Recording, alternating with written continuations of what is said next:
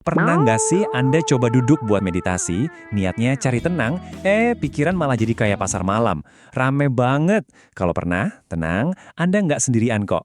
Nah, dalam beberapa menit ke depan, kita bakal bongkar satu salah kaprah terbesar yang bikin banyak orang nyerah soal meditasi. Dan kita akan lihat gimana caranya pikiran yang kacau itu justru bisa jadi senjata paling ampuh buat Anda. Oke, ini dia peta perjalanan kita hari ini. Pertama, kita bakal bahas masalah yang paling sering kita hadapi, pikiran yang super sibuk.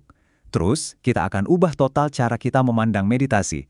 Habis itu, kita lanjut ke 3 fase praktis buat latihan, gimana caranya memanfaatkan obrolan di kepala kita, dan terakhir, kita akan temukan tujuan sejati dari semua ini. Siap? Yuk kita mulai. Oke, kita mulai dari masalah utamanya dulu ya. Sesuatu yang jadi frustrasi terbesar yang bikin hampir semua orang merasa gagal waktu pertama kali coba meditasi. Coba kedengeran familiar nggak? Anda udah duduk manis, coba fokus ke napas, tiba-tiba pikiran loncat ke daftar belanjaan, terus mikirin obrolan canggung kemarin, atau malah cemas soal kerjaan besok. Kalau iya, selamat, Anda normal kok. Ini bukan berarti Anda gagal, sama sekali bukan. Justru ini adalah langkah pertama yang paling penting. Nah, ini dia biang keroknya. Kita itu sering banget kejebak sama ide kalau meditasi itu tujuannya mengosongkan pikiran. Bikin kepala jadi senyap, sunyi, nggak ada apa-apa. Ekspektasi inilah yang bikin kita frustrasi. Begitu ada satu pikiran muncul, langsung deh kita ngerasa, gagal lagi. Padahal, gimana kalau tujuannya bukan itu sama sekali? Oke, sekarang kita masuk ke bagian yang bisa jadi aha moment buat Anda. Kita bakal definisikan ulang apa itu meditasi. Ini adalah pergeseran mindset yang penting banget, yang bisa membebaskan Anda dari perang saudara melawan pikiran Anda sendiri.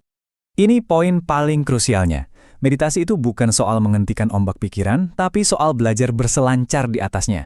Otak kita itu kan memang didesain untuk berpikir ya wajar banget kalau dia terus aktif.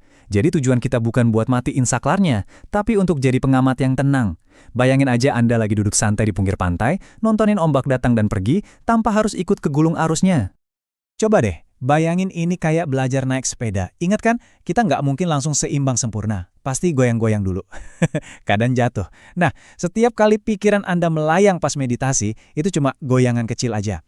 Tugas Anda bukan marah-marah ke diri sendiri, tapi dengan lembut, pelan-pelan, balikin lagi perhatian ke nafas. Udah, itu aja. Latihannya itu ya di proses bolak-balik ini. Oke, teorinya udah dapat nih ya. Sekarang gimana cara praktisnya?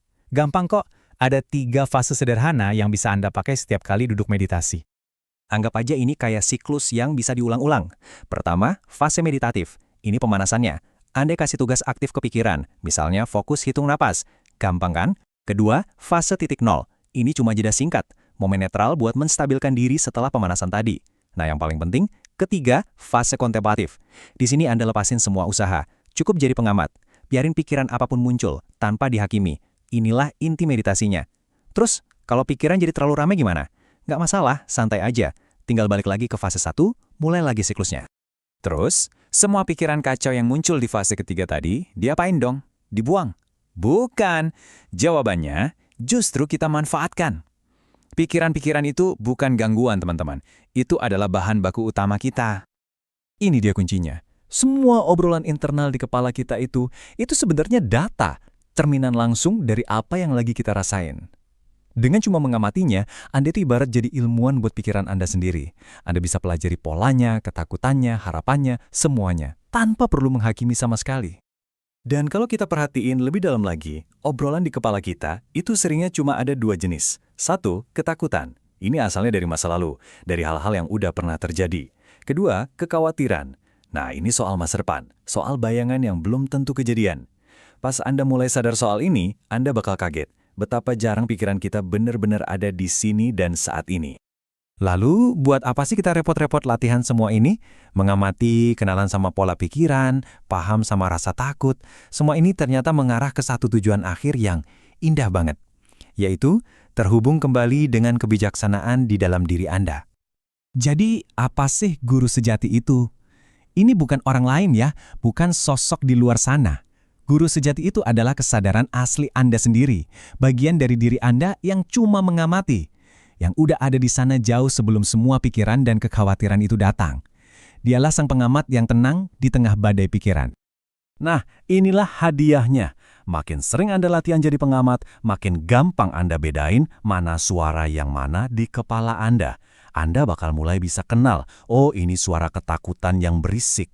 Dan, nah ini suara yang lebih tenang, lebih dalam. Suara intuisi Anda, bisikan dari guru sejati Anda. Jadi, sebagai penutup, saya mau kasih Anda sebuah pertanyaan untuk direnungkan.